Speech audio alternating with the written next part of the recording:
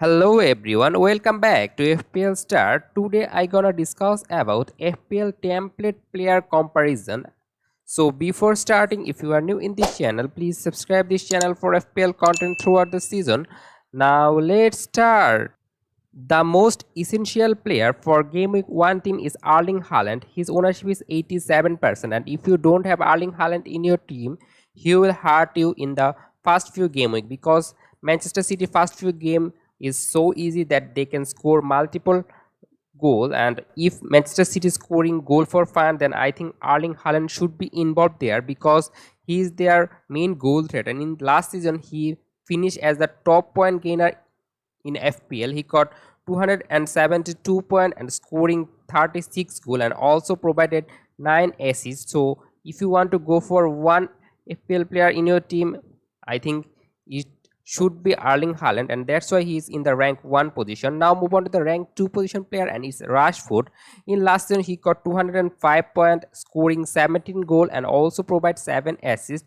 His point per match ratio is 5.9, which is very good for a midfielder. His price is 9 million, and I think for game week 1 he is essential because if you look at Manchester United team, they score few goal, but when they score goal, I think Rashford is there because he's sometimes playing in the left wing, sometimes playing in the center forward position. In last preseason match against Lens, he also played in the center forward position. So out of position midfielder is obviously good for FPL team. Though Manchester United signed a new striker, so later part of the season might be Rashford as a winger, but I still think that Rashford is a very good essential pick for game week 1, and I put Rashford behind Erling Haaland because Erling Haaland ownership is 87% and he's a very good captaincy shout for game week 1 to game week 6. So that's why Erling Haaland is ahead of Rashford. Now move on to the rank 3 and 4, and in rank 3 position it's Estupinian, and I think Estupinian is also essential for game week 1 because if you look at the Brighton defense in last season, they are defensively not so solid team, but if you look at Estupinian point, he get a lot of point because he can provide assist.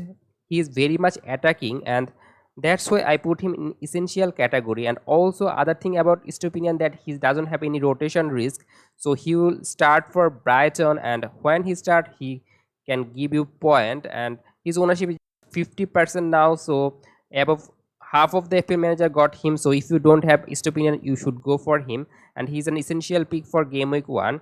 And I put Estupinian behind Rashford because if you look at Rashford point potential is much more higher than Estupinian, and that's why Rashford is ahead of Estupinian. And the fourth position player is Luke Shaw, and I think Luke Shaw is a good pick because you can cover Manchester United defense with Onana. So if you look at the Brighton defense on the other hand, you cannot cover Estupinian with Brighton goalkeeper because there are some risk of which goalkeeper will their first choice, Steely or Verbruggen. So that's not sure where Estupinian is totally need. So Estupinian is that's why essential, and as you can go for Manchester United goalkeeper also Onana. So that's why I think Luke Shaw is a good pick because he has got alternative option. But if you look at Luke Shaw's performance, he's got 124 point last season, scoring 1 goal and also provide 4 assists. This means that he scored 3 goal less than Estupinian. But if you look at his point, is quite similar like Estupinian because Luke Shaw usually get a lot of bonus point. So that's why I think if you want to go for a Manchester United defensive option, Luke Shaw should be the one, and that's why he's in the good category.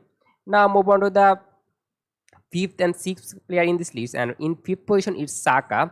As Gabriel Jesus is injured, so you should go for other Arsenal attackers. So I think Martinelli, Saka and Odegaard are quite close. And if you look at Saka's performance in preseason, he's scoring goal, he's in great form, and when Gabriel Jesus isn't there, Saka's data looks so good that you should go for Saka because when Gabriel Jesus is not there, I think Saka go more advanced in opponent third, and also Saka is their penalty taker. So you should go for Saka, and it's a good pick. I think above 55% manager have got Saka, so he's definitely a template player you should look at. Now move on to the sixth position player, and it's Mitoma. And I think I put Saka over Mitoma because if you look at Saka's goal involvement ratio is 0.52, but Mitoma has got 0.60, which means Mitoma is goal involvement ratio is higher. But if you look at the point per match ratio, Saka has got 5.3, where Mitoma has got 4.2. This means Saka's goal conversion ratio is much more higher than Mitoma.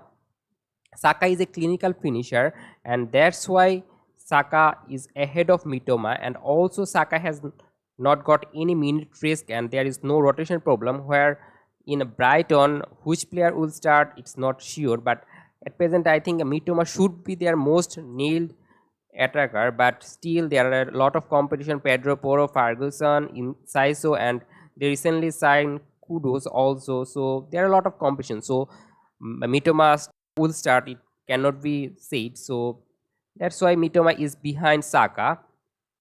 Now move on to the seventh and eighth player, and in seventh position is Bruno Fernandes, and I think it's an optional option, because if you want to go for a Manchester United attacker, it should be Rashford, because the reason behind this is Manchester United usually is not scoring too much goal. They are scoring one or two goals, so you don't need to double up Manchester United. But some of the people can obviously double up. If you think that Manchester United this season performance will improve a lot, then you can go for Bruno Fernandes, and that's why I put him in the optional category. In eighth position, it's John Stone. Manchester City has got a favorable run of fixture, and their defense is the best in the league. But if you look at their rotation, there is huge rotation risk. There is Diaz, Laporta, Johnstone, Walker still there, and also Ake, Akanji. So there are a lot of competition in his place. But if Johnstone play, he will play as a right back, and he will play as an inverted right back. So it's an attacking position for Johnstone. So he might be a good option, but because of his rotation, I put him in the optional category. And I think Fernandes is far ahead of Johnstone, because Fernandes has got no rotation risk, where Johnstone has got huge rotation risk. And I put Mitoma ahead of Fernandes, because Mitoma's price is just 6.5 million, has got good potential, because Brighton usually scored a lot of goal, where Fernandes, Manchester United didn't score a lot of goal last season. And also that Fernandes is much expensive than, I think, Mitoma. His price is 8.5, where Mitoma is 6.5. That's why Mitoma is ahead of Fernandes. Now we will move on to the last two player in this list, and it's in ninth position. It's Areola. His ownership is 31%, and I think if he not starting for West Ham in the opening few fixture, then a lot of FPL manager gonna sell him, because they will go for another 4 million defender, which have got very good probability to start for any team. So a lot of sale will be happening for Areola, and then his price will drop, and that's the thing I am concerning, and that's why he's in the optional category. But if he start for West Ham, which is a great probability, but I don't think it might happen, but still it can be happened, because Fabianski is old, and so Areola will replace him in some part of the season. But at the beginning, I don't think it will happen. And because of this, he is in the optional category. And in 10th position, it's Trippier. I put him in ignore category because of his fixture. In game week 2, he's got Manchester City away. In game week 3, he has got Liverpool home, and in game week 4, he has got Brighton away. And if you look at the Trippier performance in last season, it is quite good. He got 198 points, scoring 1 goal, and also provide 9 assists. His point per match is 5.2, so all good for Trippier. But I put him in the ignore category because of his hard fixture. I don't think that he will maintain clean sheet in the past 4 match. Also, Aston Villa in last part of the season attacking, scoring a lot of goal. There is Watkins there, so that's why Trippier in the ignore category. And that's all for today. If you enjoyed this video, please like this video, and if you are new in this channel, obviously subscribe this channel, and don't forget to press the bell icon. Good luck for your team.